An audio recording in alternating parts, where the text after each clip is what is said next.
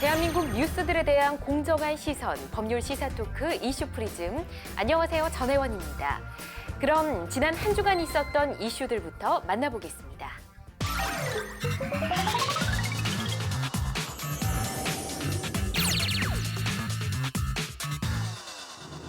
국정농단의 핵심 인물 중 한 명인 최순실 씨의 딸 정유라 씨가 국내에 송환됐습니다. 얼마 전 정유라 씨가 송환 거부 소송을 거부하고 덴마크와 네덜란드를 거쳐 국내에 송환됐는데요. 이후 검찰은 송환된 정 씨에 대해 수사를 거쳐 구속영장을 청구했지만 법원은 이를 기각했습니다. 이와 관련된 보다 자세한 이야기는 잠시 후 두 분의 변호사와 함께 나눠보도록 하겠습니다.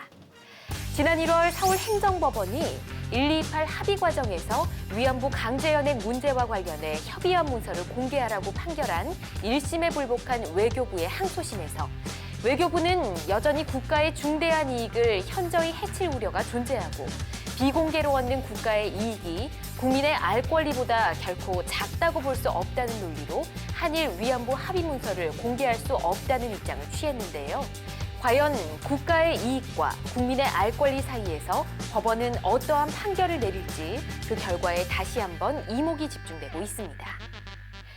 세월호 실소유주인 유병언 전 세무그룹 회장의 장녀 유섬나 씨가 프랑스 도피 3년 만인 6월 7일 한국으로 강제 송환됩니다.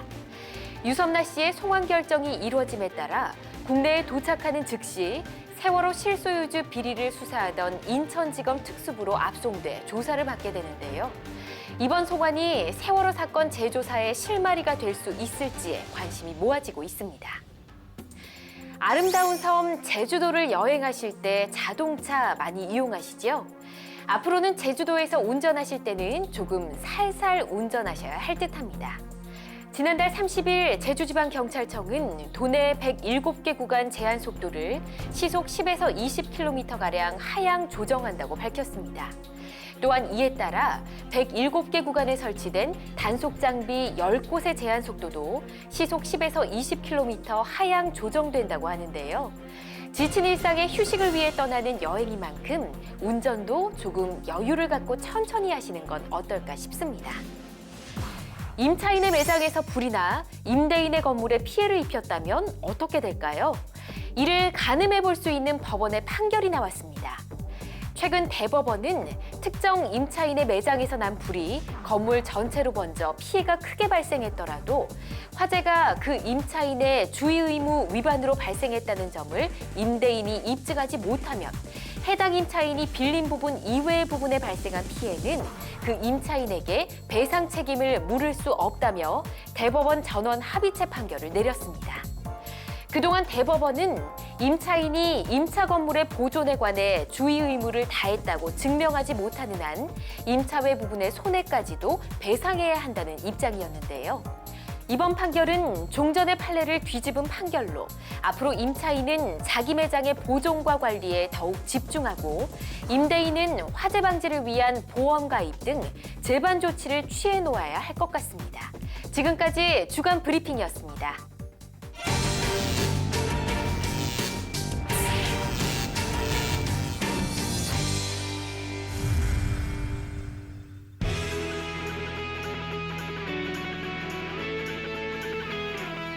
네, 변호사 두 분과 함께 대한민국의 이슈를 쫓아가 봅니다. 변호사 추격대, 오늘도 두 분의 변호사 모셨습니다. 안녕하세요. 반갑습니다. 안녕하세요. 안녕하세요. 이조로 변호사입니다.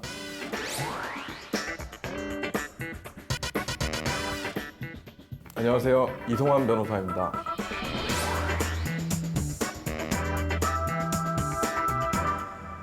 자, 이슈 브리핑에서도 말씀을 드렸듯이 국정농단의 중심 인물인 최순실 씨의 딸 정유라 씨가 지난달 31일 귀국을 했습니다. 그리고 검찰이 발빠르게 수사를 했고요. 지난 2일 구속영장 청구를 했는데 아시는 것처럼 법원이 영장 청구를 좀 기각했습니다. 그래서 일반 국민들은 최근 분위기를 봤을 때 구속영장이 발부될 것이다라고 다들 예상을 하신 것 같은데 예상 외의 결과가 나왔어요. 우리 이에 대한 배경과 그 이유들을 좀 알아봐야 할 것 같은데요, 변호사님. 예, 구속영장에 적혀 있는 그 혐의를 먼저 살펴볼 필요가 있을 텐데요. 네. 당연하게 검찰이 청구하는 구속영장에는 해당 피의자의 혐의들이 적혀 있는데 이번엔 좀 예상하고 다르게 딱 두 가지 혐의만 적혀 있습니다. 두 가지요? 어떤 예. 내용일까요? 이 검찰의 그 구속영장을 살펴보면 첫 번째는 그 다 알고 계시는 그 이화여대 부정입학과 관련된 혐의인데요. 네. 이 업무방해 혐의를 적용했습니다. 아. 예, 그 다음에 두 번째로는 청담고 시절에 네. 그 정유라 씨가 그 출석 일수 등을 뭐 회복하기 위해서 승마협회로부터 이 허위 공문서를 받아서 제출한 것이 있습니다. 네. 이 부분에 대해서는 공무집행 방해죄를 적용했습니다. 그렇군요. 일단 두 가지 혐의를 적용을 했다. 근데 우리가 지난주에도 국정농단 재판에 대해서 이야기를 나눈 적이 좀 있었는데 그때 박근혜 전 대통령의 경우에는 법리적 다툼을 하고 있는 혐의가 총 18가지다. 이렇게 얘기를 했었어요. 세부적으로 따져보니까 굉장히 많아지더라고요. 근데 18개 혐의가 국정농단 사건으로 인해서 재판받고 있는 뭐 정유라 씨 경우도 똑같이 적용될 수는 없겠지만 왜 한 명은 18가지 혐의고 왜 정유라 씨 같은 경우는 두 가지 혐의를 적용한 것인지 궁금한데요. 네, 뭐 말씀하신 것처럼 이 국정농단 사태의 대부분의 혐의들은 예. 박근혜 전 대통령과 최순실 씨가 관여돼 있는 것이긴 하지만 정유라 씨의 경우에도 이 부분들에 대해서 뭐 상당히 관여가 돼 있다라고 보고 있습니다. 네. 대표적인 것이 이 재단 설립 과정에는 뭐 개입 안 했다고 볼 수는 있지만 실질적으로 이 재단 설립과 관련된 이익을 수혜를 한 사람이 정유라 씨가 아닌가 이렇게 보고 있고요. 예. 특히 이 과정에서 삼성의 승마 지원 부분은 전적으로 정유라 씨에게 혜택이 간 것이거든요. 혼자만 거의 혜택을 받았었죠. 예, 그러니까 이런 부분에 대한 뇌물죄 공범이 성립될 것인가 이런 부분들이 지금 지적되고 있고요. 또 한 가지는 지금 뭐 독일에 거액의 재산이 가 있다 뭐 이런 얘기들이 네. 있는데요. 그 외환관리법 위반 내지는 불법 자금과 관련된 혐의들이 적용될 여지가 있습니다.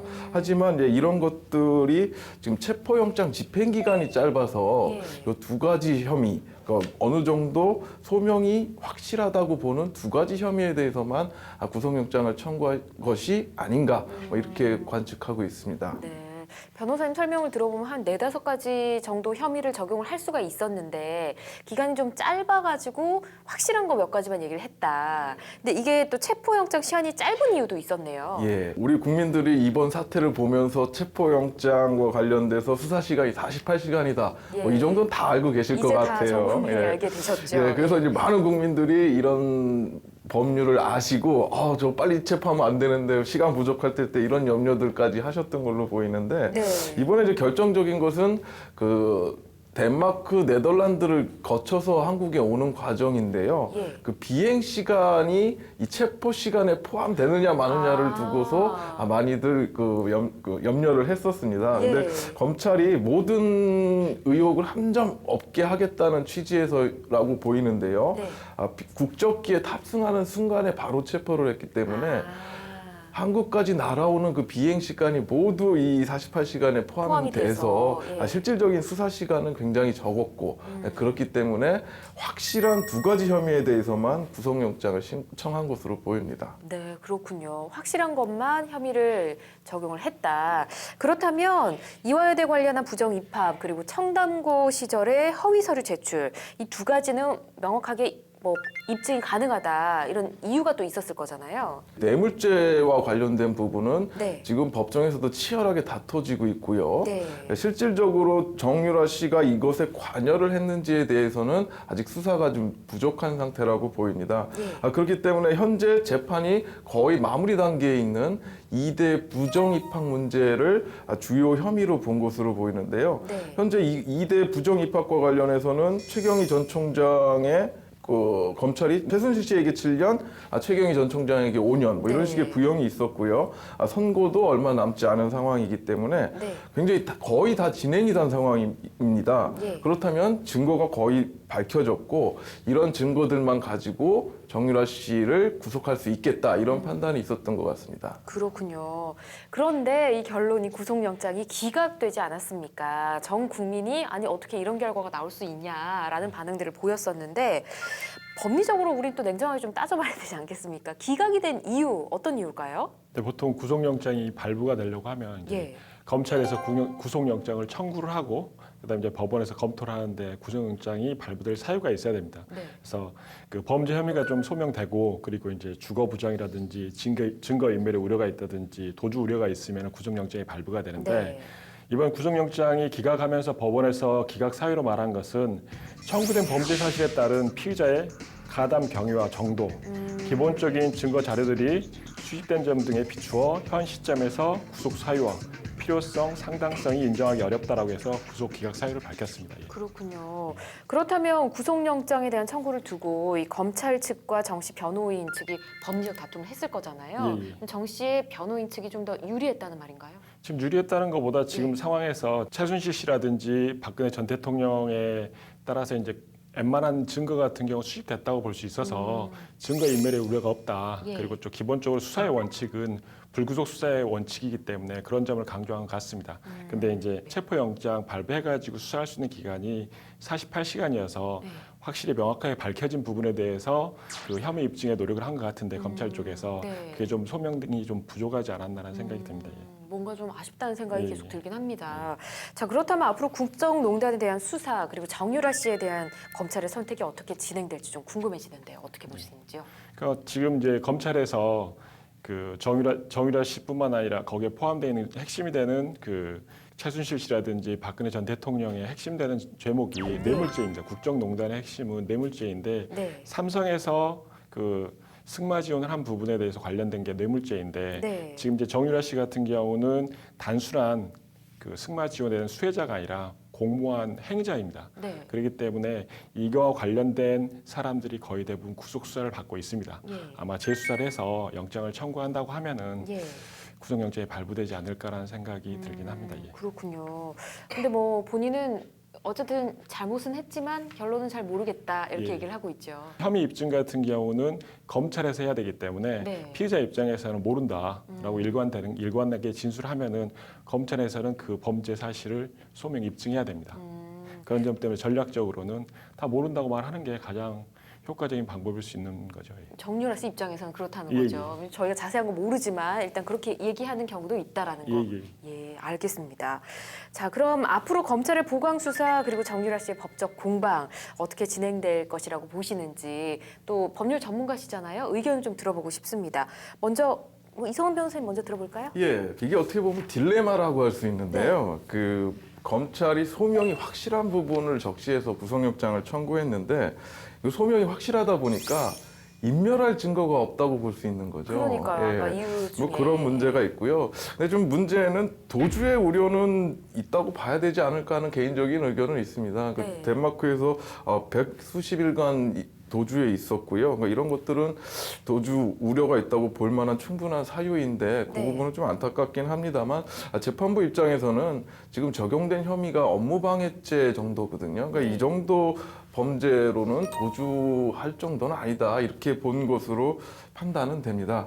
이제 앞으로 보면 지금 뇌물죄 관련 부분에 대한 수사가 충분히 이루어지지 않은 상황이기 때문에 이 부분에 대한 보강 수사 내지는 추가 수사가 있다면 영장 청구 또 영장 발부까지 가능하지 않을까 이렇게 생각합니다. 네, 그렇군요. 뭐 일단 한국에 왔기 때문에 이제 국내를 빠져나가지는 못한다는 판단을 한 게 아닐까라는 생각이 좀 들긴 하네요. 일단 이철우 변호사님은 어떤 생각이세요? 아까 뭐 말씀드렸듯이 정유라 씨에 대한 그 보강 수사가 이루어진다고 하면 네. 지금 이제 특히 정유라 씨의 지위가 그냥 단순한 이런 국정농단 사건에 대해서 수혜자가 아니라 같이 공모한 행위자고 혜택을 받은 사람이기 때문에 네. 어느 정도 공모관계가 인정된다고 볼 수가 있습니다. 그래서 이 국정농단과 관련된 사람들의 대부분이 이제 구속 수사를 받고 있기 때문에 보강 수사를 해서 혐의를 입증하면은 구속영장이 발부되지 않을까라는 생각이 듭니다. 예. 네. 어쨌든 뭐 어떻게 보면 시간 끌기를 하는 것인가라는 생각이 좀 들긴 한데 일단 결론적으로는 구속이 돼서 또 수사를 받고 예. 결론이 나지 않을까라는 의견을 한번 생각을 해봅니다. 일단은 저희가 이슈 브리핑에 나왔던 내용 한번 이야기를 나눠봤고요. 자, 이제 두 분의 변호사님이 가져온 이슈들을 하나씩 추적해 보도록 하겠습니다. 먼저 이철우 변호사님이 가져온 이슈부터 만나볼까요? 예, 예. 네. 제가 가져온 이슈는 사드 사기 반입 보고 누락에 대한 것입니다. 지금 한창 문제가 되고 있습니다. 예.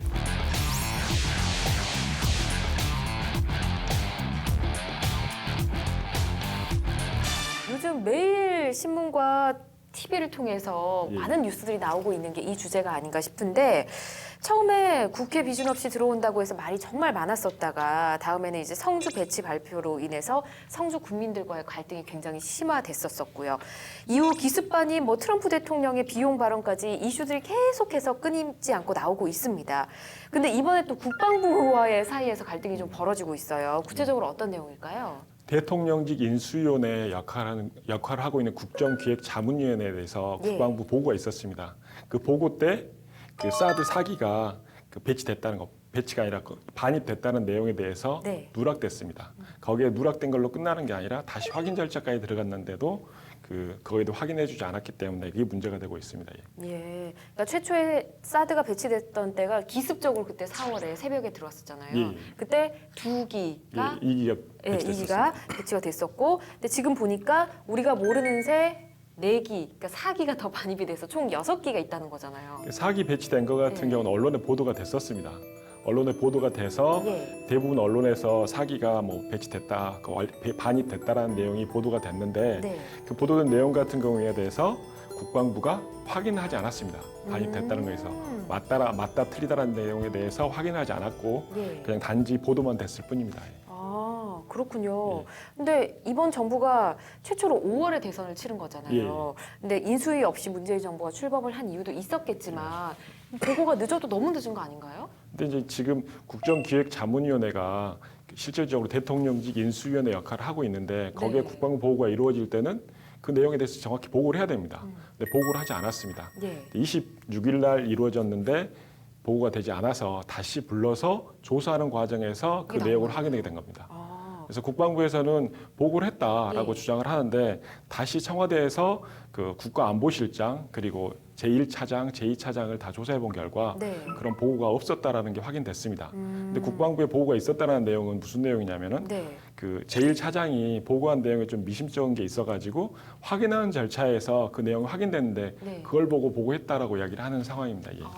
그럼 그건 정식 보고는 아닌 거잖아요. 그죠, 정식 보고는 아니죠. 가장 큰 게 지금 언론에서 보도가 됐으니까 알고 있지 않았냐라는 다른 야당이라든지 비판이 있는데 네. 실질적으로 그 언론에 보도가 되긴 했지만은 그 보도된 내용에 대해서 국방부가 확인도 하지 않았고 예. 실질적으로 국방부에서 국정기획자문위원회 보고하는 것과 언론을 통해서 아는 것은 전혀 다릅니다. 그쵸. 만약에 언론을 통해서 알아야 된다고 한다고 하면 언론이 국방부 역할을 하는 거가 될 수밖에 없는 거죠. 이게 말도 안 되는 얘기가 되는 겁니다. 예. 예, 언론 보도는 언론 보는 거고 예. 국방부는 보고가 할 일에 포함되어 있는 거잖아요. 예, 당연히 그 전 정권이 다음 정권에 대해서 그 업무 내용에 대해서 보고를 해줘야 됩니다. 예. 심지어 김관진 전 국가안보실장도 현재 정우영 국가안보실장에게 이 사드 4기 배치 문제에 대해서 지금 인수인계를 하지 않았다고 하고 있습니다. 예. 그렇군요.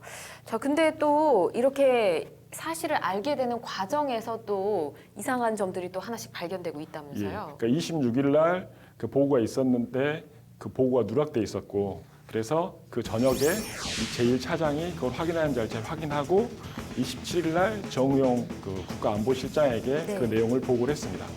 그리고 그 내용을 알고 28일 날 네. 한민구 국방장관과 오찬하는 과정에서 사드 4기가 반입되었다면서요라고 질문을 하니까 예. 한민구 국방장관이 그런 일이 있었습니까? 반문을 합니다. 그때 충분히 다시 알려줄 수도 있는데 이런 예. 반문을 하게 됩니다. 아, 뭐 당연히 알아야 되는 사람이지 않습니까? 예. 국방부 장관이라는 그죠, 그죠. 위치라며. 근데 모르는 사람처럼 대답을 했다는 예, 거네요. 그리고 29일 날 그 국가안보실장이 대통령에 보고를 하고 30일 날 그 문재인 대통령께서 그 한민구 장관에게 전화를 해서 확인하고 예. 그래서 진상 조사를 해보라고 지시가 나온 겁니다. 그렇군요. 근데 추가 반입과 관련해서 국방부 보고 문서에 대한 것이 또 다른 이슈로 좀 떠오르고 있던데 이건 또 어떤 내용일까요? 그러니까 최초에 이제 국방부 보고 문서에는 예. 뭐 사드 4기 배치 뭐 6기가 반입됐다 뭐 그런 부분에 대해서는 포함되어 있었는데 예. 강도 가는 과정에서 빠졌다고 합니다. 아, 뭐 수정하고 예, 하는 과정에서 어떤 부분이 삭제가 된 거죠? 그러니까 거기에 포함되어 있었던 것은 보통 사드 한 개 포대가 6개의 발사대, 뭐 엑스밴드 레이더, 그리고 뭐 냉각기, 발전기, 그 차량 통제소 같은 게 포함되어 있습니다. 뭐 이렇게 한 세트처럼 한 세트처럼 이렇게, 있습니다.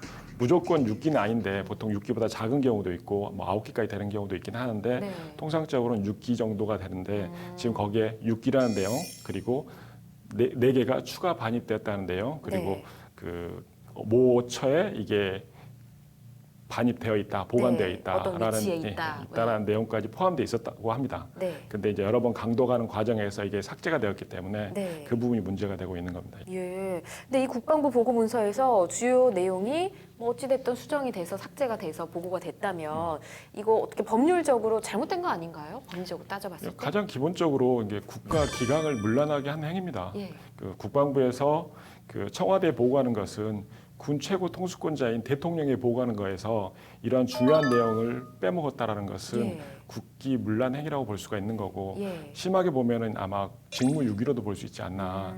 의도적으로 이 부분을 빼고 보고를 했다라는 것은 누락시켰다라는 것은 직무유기에도 해당될 수 있지 않나라는 생각도 듭니다. 예, 이 발표된 사실관계로만 좀 따져봤을 때 뭐 석연찮은 점이 있긴 한 것 같습니다.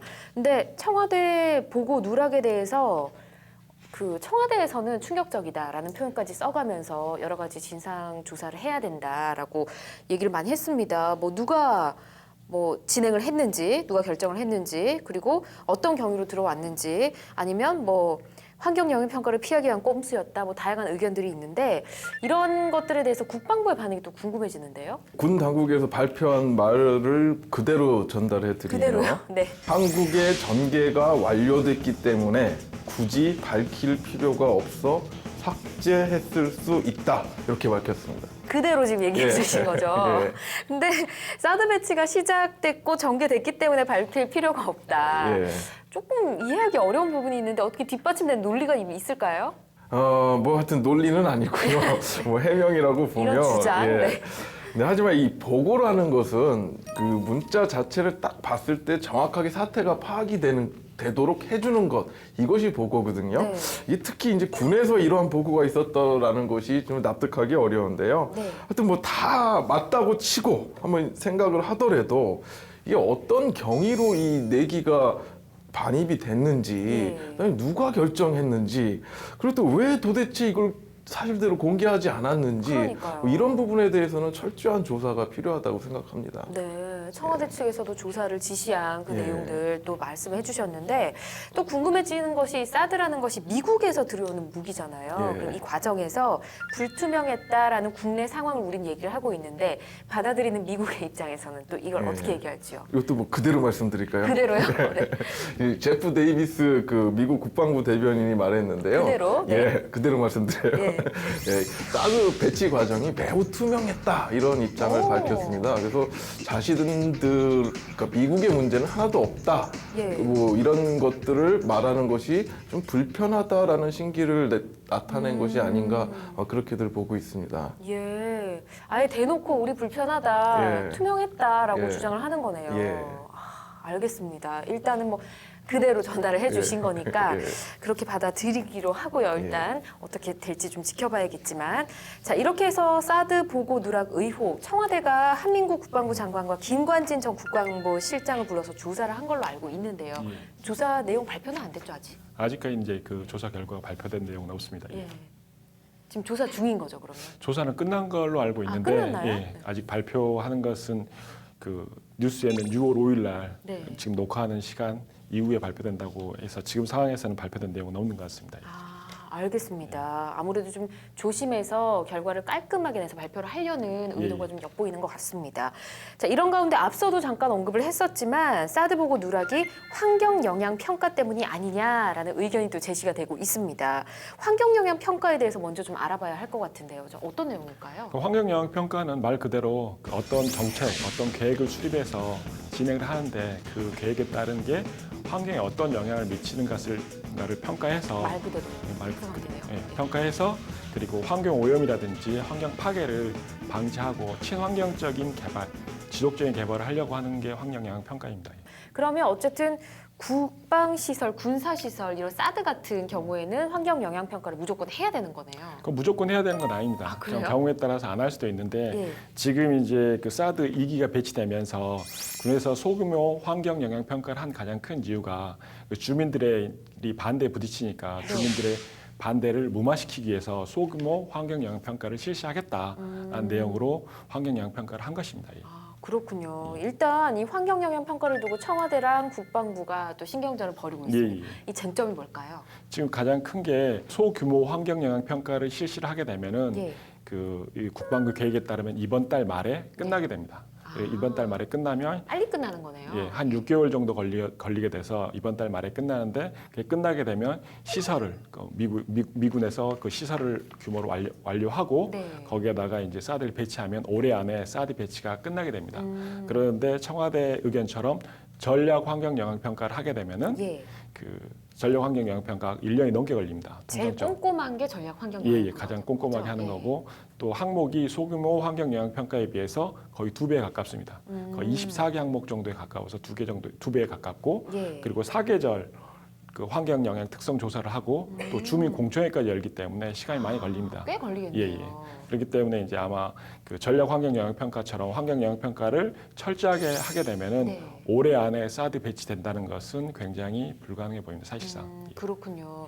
근데 국방부에서는 전략 환경 영향 평가가 필요 없다라고 주장을 하고 있어요. 예, 예. 어떤 이유일까요? 근데 면적 자체가 33만 제곱미터를 기준으로 해서 예. 그 이하는 그 소규모 환경 영향 평가가 필요하다고 나와 있는데 네. 지금 이제 그 시설을 하는 건 10만 제곱미터이고 그 사드 부지로 제공한 건 32만 제곱미터이기 때문에 33만 제곱미터 이하여서 예. 소규모 환경 영향 평가하면 충분하다라는 주장입니다. 예. 이렇게 따지면 법적 논리로만 봤을 때 아직 문제는 없는 것 같아요. 근데 청와대에서 주장하는 논리는 또 다른 내용이잖아요. 근데 실질적으로 그 성주 골프장이 148만 예. 제곱미터이고 골프장 전체는 예, 전체 면적이 그리고 사드 부지로 제공한 게 32만 제곱미터가 약간 넘고 33만 제곱미터 약간 덜 돼서 예.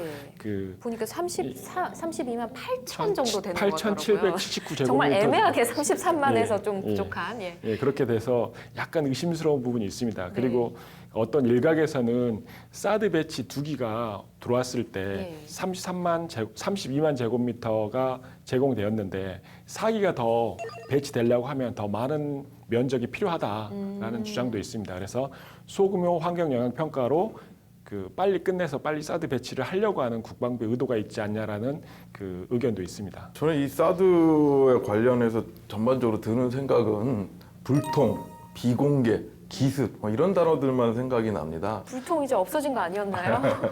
그래서 이 사드 배치에 관해서 사회 계층, 이해관계인들 또 주변국들하고 충분하게 논의를 해서 서서히 합리적으로 배치를 했다면 뭐 그렇게 큰 소란이 일어나지 않았을 문제고요. 네. 당장 북한의 미사일을 당장 요격해야 되는 아주 시급한 상황은 아니거든요. 아직도 개발 중이기 때문에 그렇죠. 우리도 그 개발 단계에 맞춰서 충분히 사드 배치 여부를 논의해가면 되는 문제인데 너무 기습적이고 불통 속에서 이루어졌기 때문에 이런 문제들이 생긴다고 생각이 들고요.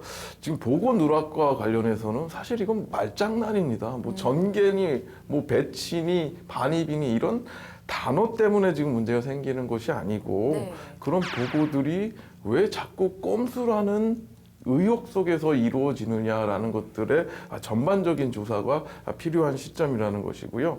마지막으로는 도대체 국방부가 왜 이럴까라는 부분에 대해서 이해를 할 수가 없는 상황입니다. 사드 보고 누락 자체는 기본적으로 그 당연히 있어야 되는 보고를 안 한 겁니다. 굉장히 큰 문제가 되는 거고 거기에서 이제 크게 보면은 국기 문란 행위라도 볼 수 있는 부분이 있는 거고 네.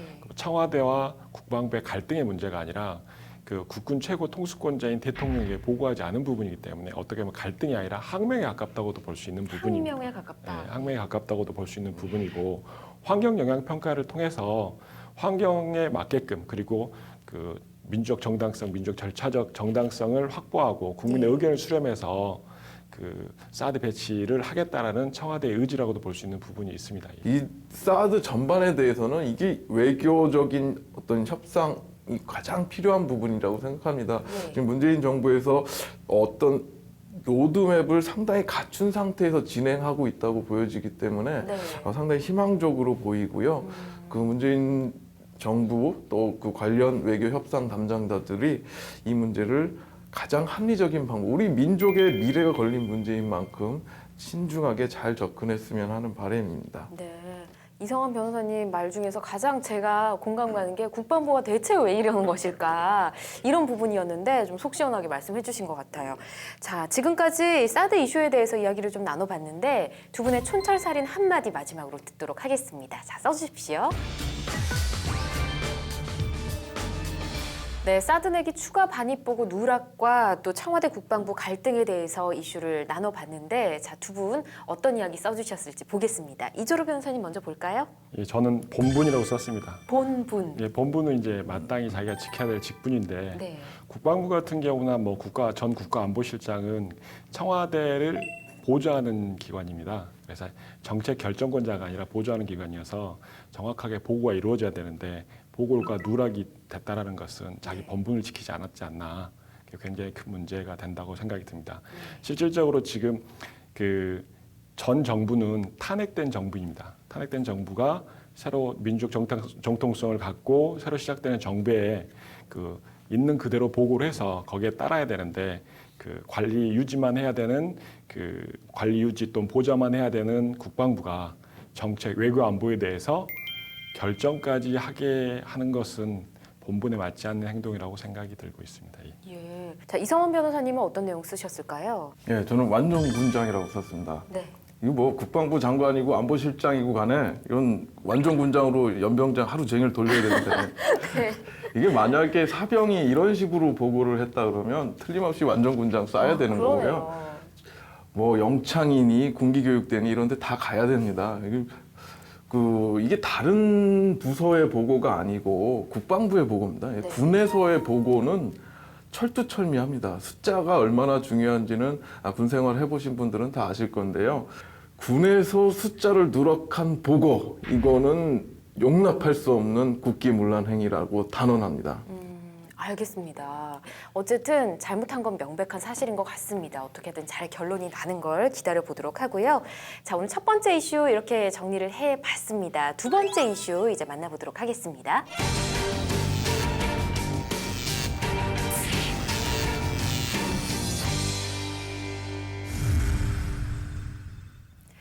네, 변호사 추격대 이제 두 번째 이슈 만나보도록 하겠습니다. 두 번째 이슈 이성환 변호사님 준비하셨잖아요. 예. 어떤 내용인가요? 제가 준비한 이야기는 많은 근로자분들, 그리고 또 아르바이트를 하시는 분들 뿐만 아니라 온 국민이 관심을 갖고 계실 것 같은데요. 문재인 정부의 노동개혁 쟁점에 대해서 얘기를 나눠보고 싶습니다.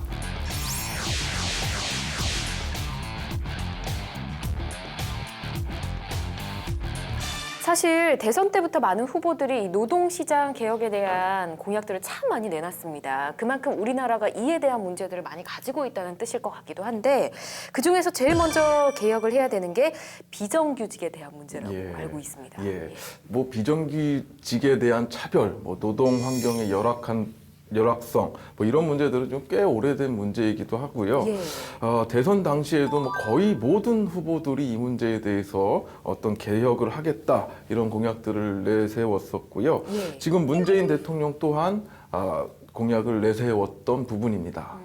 맞습니다. 그래서 당선되고 바로 이틀 뒤였잖아요. 인천공항을 찾아가서 거기 있는 공공직 비정규직 제로 시대를 열겠다라고 해서 직원분들 우는 사진 예. 뉴스로도 많이 올라왔었잖아요. 예, 뭐 그 장면을 보면서 많은 국민들이 뭐 눈물을 찔끔 흘렸을 그러니까요. 상황인데요. 단순히 공약만이 아니고 대통령이 되자마자 이 문제를 해결하겠다고 현장에 방문한 대통령의 모습을 통해서 예. 많은 분들이 감동을 받았는데요.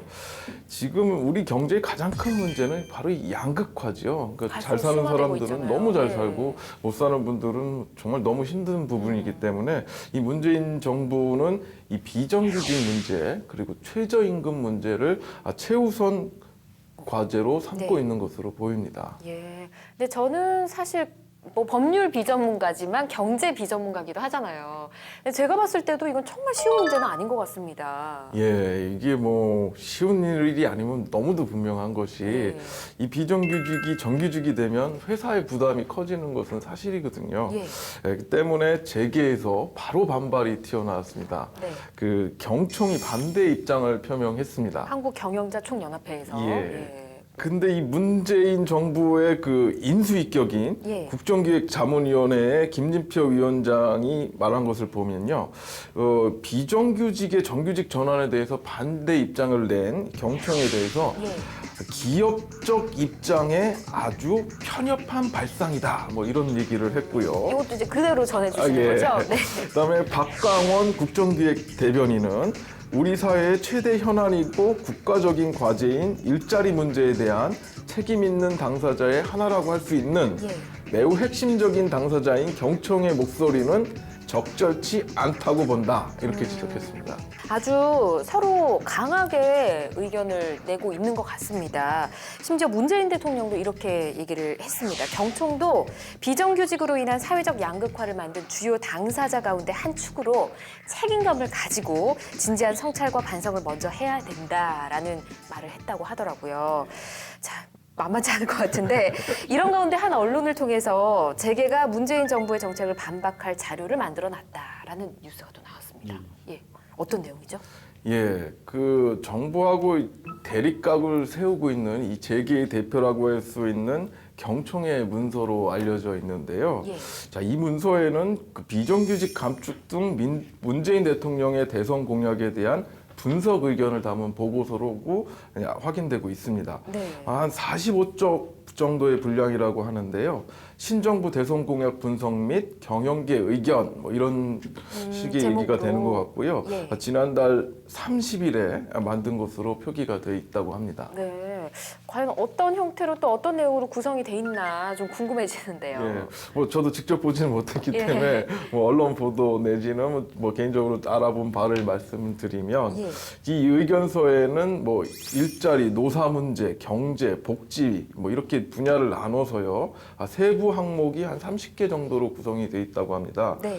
그 새 정부에서 근무수사를 탈 현안에 대한 타당성을 따지고 경영계 입장을 정리하는 형태로 돼 있다고 합니다. 예. 조금 전에 말씀드렸다시피 그 문재인 정부가 가장 신경을 쓰고 있는 이 고용 문제, 예를 들면 이제 문재인 정부가 공공부문 일자리를 81만 개를 만들겠다, 뭐 이런 약속을 했고, 예. 이것이 민간 부분에 확대되도록 하겠다, 뭐 이런 식의 얘기를 하고 있는데, 그 다음에 또 하나 문제는 그 양질의 일자리를 만들기 위해서 기간제 근로자 등을 정규직으로 유도하겠다. 이것이 이제 기본 골격인데요. 그쵸. 이런 정부 정책에 대해서 그 재계가 우려가 있다. 뭐 이러이러한 우려가 있다. 뭐 이런 의견서를 담고 있다고 합니다. 예. 그래서 의견서의 상당 부분이 이 비정규직과 같은 고용 형태의 경우 기업이 자율적으로 결정할 수 있어야 한다. 이런 그 중심을 갖고 있다고 합니다. 그렇군요.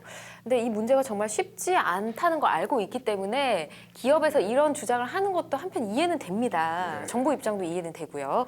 근데 이런 문서가 지난달 30일에 만들어졌다고 하는데 어떻게 해서 유출이 됐을까 궁금해지는데요. 예, 보도 이후에 경청의 태도를 보면 예. 이게 공식적인 문서는 아니다. 뭐 이런 그래요? 식의 입장 표명이 있었는데요. 예. 하지만 이제 굉장히 당황하는 듯한 모습을 보이거든요. 예. 뭐 이런 것을 종합해 봤을 때 예. 유출된 것이 아닌가 이런 생각이 듭니다. 그런 입장이면 유출이 됐나 봅니다. 누군가가 또. 자, 어쨌든 비정규직의 정규직 전환이 재계에서도 큰 이슈라는 걸 알 수가 있는 것 같은데요.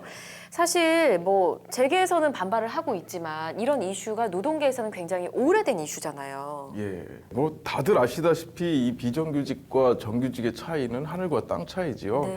일단은 뭐 고용의 안정성 부분에서는 뭐 얘기를 할 수가 없는 부분입니다. 그러니까 비정규직 근로자의 경우에는 언제 자기가 지위를 잃게 될지 모르는 상황이기 때문에 네. 이 부분이 가장 큰 문제라고 보고요. 그다음에 대우에 있어서도 큰 차이가 많이 납니다. 뭐 극단적인 예를 들어서 뭐 은행에 대출을 받는다고 할 때 정규직의 맞아요. 경우에는 정규적인 소득이 있기 때문에 쉽게 대출을 받을 수 있지만 비정규직의 경우에는 대출 받기가 뭐 상당히 힘든 상황이 있거든요. 네. 이런 부분이 있고 뭐 노동 환경 이 부분에 대해서는 뭐 두말할 필요가 없겠죠. 맞습니다. 어떻게 보면 저도 프리랜서니까 저도 비정규직이잖아요. 은행 갈 때 참 가기가 좀 두려울 때가 예. 있습니다, 사실은. 근데 재계에서도 이렇게 정규직, 비정규직 같이 이렇게 운행을 하고 있는데 다 정규직 해주면 안 되나요? 왜 이렇게 힘들어하는 건가요? 실질적으로 이제 비정규직을 일정 부분을 유지하고 있습니다. 어느 기업이든지 간에 가장 큰 이유가 정규직으로 전환되면은 정규직 임금이 비정규직 임금보다 셉니다. 그래서 비용 부담이 그 인건비 부담이 굉장히 늘어나고 회사 입장에서. 회사 입장에서 또 한 가지는 회사 상황이 좋을 때는 인건비 부담이 크게 문제가 안 되는데 회사 상황이 어려워지면 그 인력을 감축해야 되는데 정규직이면 인력을 속된 말로 자르기가 힘듭니다. 해고하기가 힘든데 예. 비정규직이면 언제든지 해고가 가능합니다. 그래서 경제적 상황에 따라서 유연하게 대처하기 위해서 비정규직 부분을 일정 부분 유지하고 있는 것도 있습니다. 그래서 비정규직을 정규직으로 전환을 하면은 일단 비용 부담이 문제가 되는 거고 예. 또 한 가지는 그 경제 상황이 어려졌을 때 해고의 문제가 있기 때문에 비정규직을 정규직으로 전환하는 데 대해서 기업들이 굉장히 그 꺼려하는 부분이 있는 거죠. 간단하게 말씀드리면 그렇습니다. 예. 그렇군요. 기업 입장에서는 그렇다라는 건데 네. 사실 당하는 사람 입장에서는 정말 억울할 것 같습니다. 그래서 비정규직 이 노동 환경이 문제점이다 이렇게 계속 지적이 되고 있는 거죠. 예. 예. 비정규직의 탄생 기원을 보면 예. 사실 기업의 필요에 의해서 만들어진 것이거든요. 아, 그러니까 해고, 그러니까 정규직의 경우에는 해고가 상당히 어렵기 때문에 쉽게 노동 인력을 교체할 수 있는 방법을 찾다 보니 기간제로 근로자를 고용해서 네. 그 기간이 지나면 언제든지 계약을 그만둘 수 있는 뭐 이런 식의 비정규직을 양산하게 됐고요.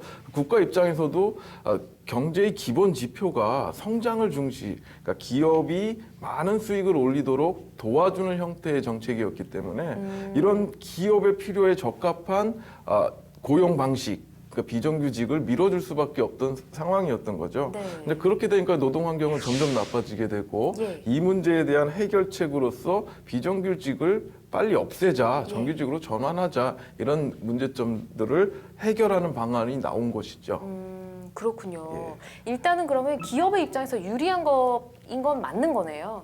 예, 확실히 유리하죠. 그러니까 확실히. 마음대로 해고할 수 있고 예. 또 복리후생, 그러니까 어떤 뭐 대출, 그러니까 주택 자금을 대여해 준다든가 뭐 육아할 수 있는 어떤 공간이나 제도를 만든다든가 이런 데도 상당한 비용이 들어가거든요. 네. 근데 비정규직은 그런 것들을 해줄 필요가 없으니까 맞아요. 기업 입장에서는 뭐 너무 좋은 게 비정규직이죠. 예. 어쨌든 기업에 유리하게 출발을 한 게 이 예. 비정규직 제도인 것 같습니다. 그리고 정부와 재계가 부딪히는 또 하나의 이슈가 있습니다. 바로 최저임금, 앞서 말씀하셨던 그 내용인데요. 지금 방송일 현재를 기준으로 최저 시급을 좀 알아봤을 때 6,470원이라고 하더라고요. 근데 노동계에서는 10,000원은 돼야 된다 이렇게 얘기를 하고 있다고요. 예, 그러니까 인간다운 삶을 할 수 있는 최저한의 임금, 이것이 이제 최저임금인데요. 네. 그 노동계에서는 이게 한 1만 원은 돼야 된다 이런 주장을 하고 있습니다. 네. 그 대통령 직속 일자리위원회에서는 2020년까지 예. 그 1만 원으로 하겠다라는 계획을 지금 발표하고 있습니다. 2020년까지 예. 지금 6,500원 정도에서 10,000원까지면 퍼센트로 따지면 좀 많은 비율이 많은 올라가는 비율이긴 거긴 한데요. 합니다. 예. 과거 이제 그 김대중 노무현 정권 시절에는 그 최저임금이 상당한 수준으로 이게 일정하게 올라왔었는데 네. 그 이명박 박근혜 정부에서는 이 상승분이 굉장히 적어졌습니다. 적어졌죠. 예. 그래서 과거에 상승하던 대로라면 2020년 정도면 1만 원이 될 걸로 예상이 됐었는데 지금 그것이 상승이 안 돼서 6,400원 수준에 머물러 있는 것이죠. 그렇군요.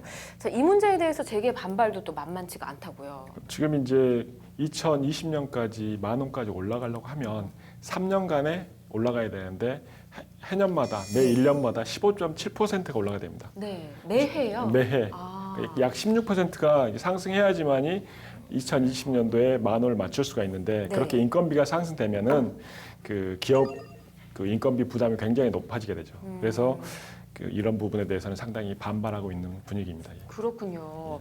일단 취지는 너무나 긍정적이고 좋은 의미가 담겨 있기 때문에 응원을 하지만 일단 문재인 정부 한편으로는 걱정이 되는 게 의지와 의미는 좋은데 대기업처럼 뭐 재정이 좀 탄탄한 곳은 모르겠는데 예, 예. 중소기업이나 좀 영세한 사업자들도 굉장히 많거든요. 예, 예. 오히려 또 이게 짐이 될 수도 있을 것 같습니다. 예. 사실 이 부분이 이제 가장 걱정되는 부분이긴 합니다. 네. 이게 최저임금을 올리는 문제는 어떻게든 한쪽이 갖고 있는 이익을 근로자에게 그 강제적인 방법을 동원해서 옮기는 부분이거든요. 네. 근데 대기업 같은 경우에는 과거에 대기업 지원이 집중되면서 상당한 정도의 자금을 잉여 자금으로 보관하고 있다고 보기 때문에 대기업은 뭐 어느 정도는 이익을 옮기더라도 큰 대기업이 뭐 무너진다든가 이런 불안 요소는 좀 적은 것 같은데요. 네.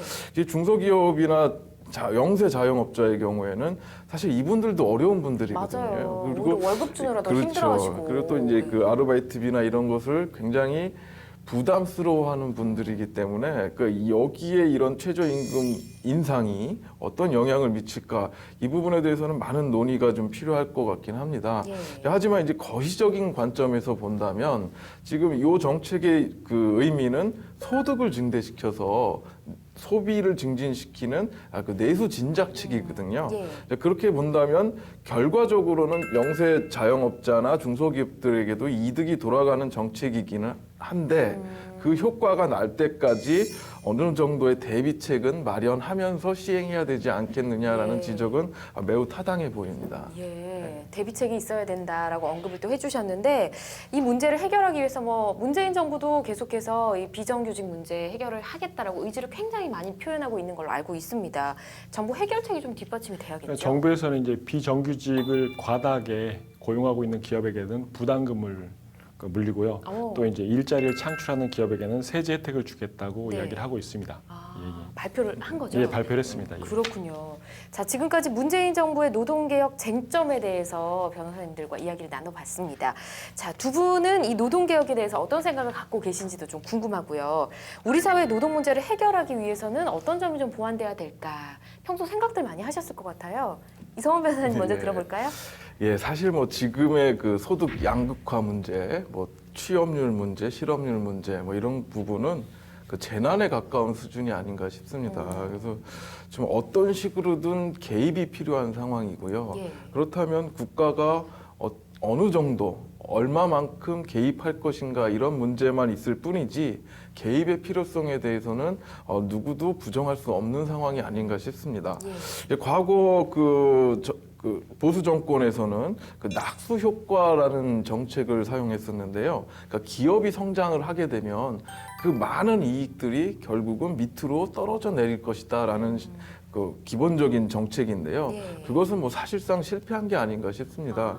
그래서 지금으로서는 그 소득이 굉장히 낮게 책정돼 있는 저소득층들의 소득을 증대할 수 있는 방안들이 필요한 것인데요. 그것의 이제 대표적인 것이 정규직 전환, 그다음에 일자리 창출, 네. 그리고 최저임금. 그래서 이분들이 기본적으로 사용할 수 있는 소득을 보장을 해주면 그 보장된 소득을 가지고 소비를 할 것이고 네. 그 소비로 인해서 내수가 진작되고 기업이 같이 성장하는 이런 구도를 갖고 있습니다. 그래서 이 방향은 맞다고 보여지고요. 근데 이런 방법을 실행하는 과정에서 생기는 잡음 내지는 부작용들은 충분한 소통과 논의를 통해서 해결을 해야 된다고 보여집니다. 예. 아, 정말 좋은 의미로 이제 거시적으로 말씀해 주셨는데 또 저는 걱정이 되는 게 이런 문제가 다 해결이 잘 되려면 노동 시간에 대한 이야기도 또 해야 될 것 같고 그렇죠. 주거 안정 이야기도 해야 될 것 같고 모든 것들이 줄줄이 다 해결이 잘 돼야 될 것 같다는 생각이 또 듭니다. 예. 자, 이성원 변호사님 의견을 좀 들어봤고요. 이조로 변호사님은 어떤 생각 하셨을까요? 지금 이거 그 문재인 정부에서 추진하고 있는 정책이 비정규직을 정규직으로 전환한다. 굉장히 바람직한 정책이라고 생각하고 있습니다. 네. 왜 그러냐면은 비정규직이 정규직으로 바뀌면 일단 사회가 안정이 됩니다. 고용이 안정되니까 그 사회가 안정되는데 거기에 따르는 문제가 이제 대기업은 그래도 좀 문제가 안 되는데 아까 말씀하셨듯이 중소기업이라든지 조금 소규모 기업에서는 굉장히 이제 비용 부담이 커지는 거고 또 최저임금이 점점 올라가야 돼서 인간다운 생활을 보장해야 된다. 그 부분도 굉장히 맞는데 그 자영업자라든지에 대해서는 굉장히 큰 부담이 될 수 있어서 네. 그런 부분을 감안하면서 고려하면서 정책을 추진해야 된다고 생각이 듭니다. 특히 이제 한국의 그 기업 정책 자체가 기업들이 보통 인건비를 절감해서 효율을 뽑으려고 하는 건데 그런 전략을 넘어서서 하이엔드 전략으로 이제 고부가치 산업을 개발해서 인건비 절감이 아니라 다른 부분에서 제품 생산이라든지 기술 혁신을 통해서 이익을 창출하려고 해야 되는데 무조건 인건비만 줄이려고 하니까 비정규직을 정규로 전환하는 거에 대해서 굉장히 큰 부담을 얻는 거고 예. 또 이제 최저임금제를 올리는 것 자체가 최저임금을 올리는 거에 대해서 부담을 갖는 것 같습니다. 그래서 생각의 전환을 통해서 또 이제 기술 개발이라든지 상품 개발이라든지 그런 걸 통해서 그 기업의 이윤 창출을 그 추구해야 되지 않나라는 생각이 들고 있습니다. 예, 두 분이 아주 좋은 말씀해 주신 것 같아요. 거시적인 입장으로 말씀해 주셨고 어떻게 보면 또 다른 우물을 또 하나 파자 이런 얘기가 될 수 있잖아요. 의견을 딱 종합하면 딱 좋을 것 같네요. 자, 두 번째 이슈에 대해서 두 분 마지막으로 촌철살인 한마디 어떤 생각을 하고 계실지 들어보겠습니다. 써주십시오. 네, 두 분의 촌철살인 한마디 들어보도록 하겠습니다. 이성원 변호사님 먼저 볼까요? 오늘도 감성 변호사. 예. 예, 흐르는 강물처럼이라고 썼는데요. 네. 최근에 그 6개의 보에서 방류를 시작했습니다. 어떤 의미로 보면 보에 물을 가두어 두는 것이 이득이 되는 분들이 있을 거고요. 또 강물이 흘러서 강이 맑아져야 이득을 보는 분들이 있는데요. 어떤 정책 또 어떤 제도가 시행됨에 따라서 이득을 보는 분이 생길 것이고 또 손해를 보는 분들이 생길 겁니다. 하지만 전체적인 시각에서 강물이 살아야 인간도 산다. 이런 큰 주제를 본다면 내가 조금 손해를 보더라도 전체 나라가 또 우리 민족, 우리 국민들이 잘 살 수 있는 방안이라면 조금 참고 견디는 모습도 필요할 것 같고요. 또 그런 이득을 보는 분들은 손해를 보는 분들을 좀 배려해서 전체적으로 아름다운 흐르는 강물이 되도록 만들어 갔으면 합니다. 감성 변호사 아니시랄까봐 오늘도 역시 마지막 훈훈하게 마무리를 좀 해주시는 것 같습니다. 흐르는 강물처럼. 이조로 변호사님은 어떤 말 쓰셨을까요? 저는 이제 상생이라고 썼는데요. 그러니까 상생이 말 그대로 함께 공존하면서 살아가는 게 상생입니다. 네. 근데 지금 비정규직을 정규직으로 최저임금을 계속 10,000원까지 올리는 것은 실질적으로 이제 그 노동자들한테 도움이 되긴 하지만은 기업들한테는 굉장히 부담이 됩니다. 근데 기업이나 자영업자가 존재해야지만이 그 고용 일자리가 창출되는 겁니다. 그래서 기업도 살아 있고 그리고 노동자들도 살아갈 수 있는 상생하는 그런 정책 그리고 상생하는 방법을 모색해야 되지 않을까 생각이 듭니다. 네, 상생 어떻게 보면 흐르는 강물처럼 같은 의미인 것 같습니다.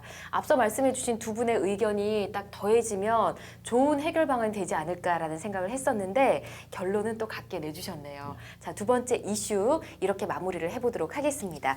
자, 오늘 함께해 주신 두 분 고맙습니다. 네, 법률적인 시선을 통한 원칙적인 시사 분석, 법률 시사 토크 이슈 프리즘 오늘은 여기까지입니다. 저희 다음 시간에도 대한민국의 이슈와 함께 그리고 냉철한 시선으로 다시 돌아오겠습니다. 함께해 주신 여러분 고맙습니다.